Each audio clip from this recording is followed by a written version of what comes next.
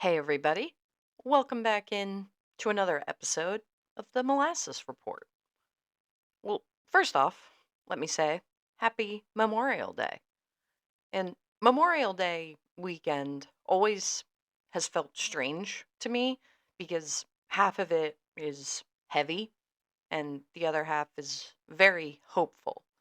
It's a holiday wrapped in contradiction with itself because before it became backyard cookouts and beach traffic and rooftop photos with captions about summer finally being here, Memorial Day was grief. It's remembrance. It was created for people who never made it home. And I think somewhere along the way, we forget how unusual that actually is. That the unofficial start of summer begins with memory, with honoring sacrifice, with pausing long enough to acknowledge that people who gave up their entire futures so the rest of us could keep living ours. Maybe that's why this weekend feels emotional when nobody can explain why. Memorial Day sits at the intersection of loss and life. It reminds us that time is precious, and summer reminds us to actually live it. So today, this episode is both. It's a reflection on Memorial Day, but a conversation about why this weekend matters. A love letter to summer, the season that somehow convinces us every year that maybe life can feel good again. There's something about late May that changes a whole lot of people. You can feel it before you see it. The air smells different, the sun hangs around a little longer, people start making plans again, and suddenly everyone's talking about this summer like it's going to save them. But honestly, it doesn't. At least not completely. It's not magic, but it is enough. It's enough to help. Enough to remind us when we're still underneath all the stress. Winter has a way of shrinking life, not physically, but emotionally. Days are dark, routines get repetitive. It's wake up, work, eat, sleep, repeat, get home before it gets dark, where you stop noticing things, you stop looking forward to things. And without realizing it, survival mode becomes your personality. Then, one random evening in May, and the sun is out at 7:45. You hear music somewhere in the distance. Someone's grilling outside. People are laughing on patios. And for the first time in a long time, life doesn't feel like something you're trying to just get through.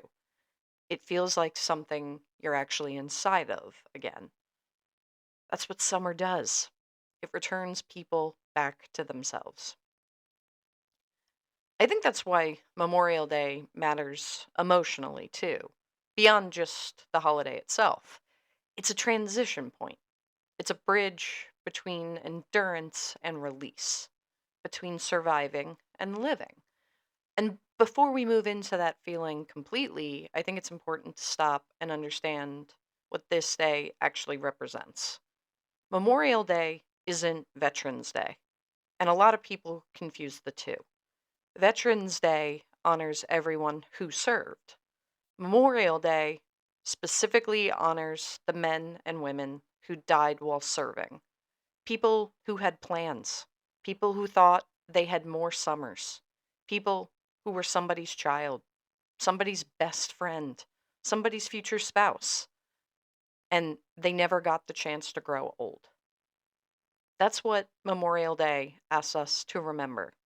Not politics, not debates, people, human beings, lives interrupted forever. And whether you come from a military family or not, I think there's something deeply human about taking one day a year to acknowledge sacrifice, to admit that freedom has cost something, that memory matters, People deserve to be remembered, especially in a world that moves on from everything so quickly. Maybe that's also why summer hits so hard, because summer feels temporary. We know it won't last. That's part of why we love it so much. Nobody talks about summer the way they talk about other seasons. Nobody writes dramatic captions about a random Tuesday in February. But summer becomes mythology. We romanticize it before it even arrives. We say things like, this is going to be the best summer ever. This summer's going to change everything. And maybe that's dramatic, but I don't think it is. I think summer represents possibility in a way adulthood trains us to stop believing in. I mean, think about yourself as a kid. Summer meant freedom. No school, no structure, bike rides until sunset, pool days, road trips, ice cream trucks, staying outside until streetlights came on, and maybe even a little later. Summer was proof that life could feel endless. Then adulthood arrives, and suddenly summer becomes shorter because you still have to work, bills still exist, stress still exists. But even now, summer still fights through all of that. We all become softer in the summer, more hopeful, more spontaneous. We text people back faster. We say yes a little bit more often. We stay out later. We believe in ourselves a little more. It's almost like the season itself carries some momentum. I mean, personally, I've always loved how collective summer feels. Everyone experiences it together. The first truly warm day of the year, it feels like a citywide celebration. People flood outside like they've been released from captivity. Restaurants suddenly have outdoor seating again. Windows roll down. Music gets louder. People start walking slower. I mean, even strangers seem friendlier. And for a while, the world feels less isolated. There's something beautiful around that, especially right now, because I think a lot of people are exhausted, but not just physically. And Memorial Day sits right in the middle of that transition, a bridge between the remembrance and renewal. A day where the country pauses, whether quietly or loudly, to honor the people who gave everything so the rest of us could keep living ordinary lives. That's part of why the weekend feels emotional for so many people, even if you can't explain it, because Memorial Day is complicated. It's grills firing up in backyards while flags wave at half staff. It's laughter beside memory. It's beaches opening while cemeteries fill with flowers. It's joy and grief existing in the same breath. We talk about freedom in big, dramatic ways, but Memorial Day reminds us that freedom is also deeply small and personal. It's about being able to call someone you love, to drive with the windows down and the music turned up loud, to stay out way too late on a random Tuesday in July, to sit at a baseball game with no real urgency except being present, to have a future at all. Because there are people who never got that future, and Memorial Day asks us to not forget them. Not in a performative way, not in a social media caption way, but in a real way, by living fully, by appreciating the ordinary things we rush past every day. Because somewhere along the line, adulthood tricks us into believing life is only important when it's optimized, when it's productive, efficient, monetized, scheduled correctly. But summer has always rebelled against that idea. Summer says, slow down, stay outside a little longer, call your friends back, take the trip, go to the concert, watch the sunset even if you've seen it 1,000 times before. Because life is not a checklist, it's an experience. Memorial Day feels like the doorway into remembering that again. And I think that's why people romanticize this weekend so much too, because it's hopeful. Not in the loud New Year's resolution kind of way, but a little quieter, like your soul stretching after being cramped for too long. You feel it in that first truly warm night, when the air finally smells different, when music sounds better outside, when suddenly everyone is sitting on rooftops and patios and front steps again, like we all survived something. And maybe we did. I mean, as I said earlier, winter isolates people. We become versions of ourselves built around routine and survival. And then Memorial Day arrives and whispers, hey, you're allowed to live again. I also think that's why summer nostalgia hits so hard, because summer isn't a season, it's a memory. It's about who we were before life got heavy, before bills, before heartbreaks we didn't see coming, before being so burnt out you can't look up. Summer reminds people of being young enough to believe the best moments were still ahead. And maybe they are. Maybe adulthood isn't supposed to kill wonder. We've just stopped making room for it. Maybe joy hasn't disappeared.